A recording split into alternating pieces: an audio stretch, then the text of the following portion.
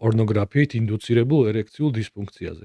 რამდენად რეალისტურია ეს? მე ლოგიკურად მეჩვენება, რომ ეს ხელოვნური სტიმულები თითქოს რაც პორნოგრაფიული ვიზუალებიდან მოდის, შეიძლება აკეთებდეს ჩვენი დოპამინერგული სისტემის, ასე ვთქვათ, ბოროტად მოხმარებას და ამ აგზნების მიმართ ისეთი მაღალი ზღრუბლის დაწესებას აგზნების, რომ შემდეგ ბუნებრივ ნორმალურ პირობებში აგზნება ან ლიბიდო ადამიანს უფრო უჭირდეს, რომ მიაღწიოს ისე ეს ზღვარი იზრდება. რამდენად რეალური არის და მტკიცებულებებზე დაფუძნებული ამის თქმა, რომ პორნოზე მიჩვევა შეიძლება გამოიწვიოს როგორ არის, თუმცა ეს უროლოგიის კომპეტენციას ცდება, იმიტომ რომ ჩვენ რეალურად ამ შემთხვევაში არ არის სიზარღვოვანი პრობლემა, არ არის რაღაც ნერვის პრობლემა, რომ ჩვენ ამას უკუნავთ. თუმცა ძალიან ხშირი არის.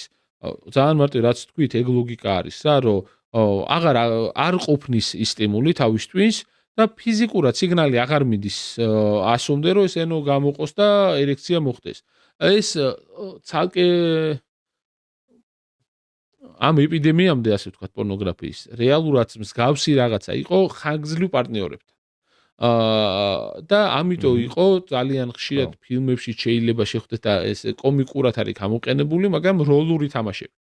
რომ რეალურად რაღაცით შეცვალო, რომ ეს სტიმულის ფორმა შეიცვალო, ხო, რომ ერთი და იგივე სტიმული, ესე გვაქვს მოწყობილი ჩვენი თავის ტვინი, რომ ეჩვევა და აღარ ხდება. მე შეიძლება ამას ფეტიში დაარქვას ადამიანმა რეტროსპექტულად. კი ბატონო, ხო, ესე არის, მაგრამ აი რაც შეეხება პორნოგრაფიას გარდა იმისა, რომ თვითონ ხარისხობრივად, იგივე სტიმულზე ნაკლები რეაქცია აქვს, მერე იქ როგორც კი ხდება, რომ ნაკლები რეაქცია არის, ცვლის ამ პორნოგრაფიის სახეობას. და აი მერე უკვე გადადიან აგრესიული ფორმის, უამრავი სხვადასხვა ერთ-ერთი წამყვანი ფაქტორი არის პორნოგრაფია, აი ამ ფეტიშ დაარქმევ თუ ძალადობის, განსხვავებული რაღაცების კეთების წამყვანი ის არის, რომელიც ადრე თუ იყო ხანგრძლივ პარტნიორის გამო, რაღაც 30 წლის, 40 წლის მერე, ეხლა ახალგაზრდა ბიჭებს აქვს, იმიტომ რომ ის სტიმული ძალიან მალე მოგეს და სტანდარტული.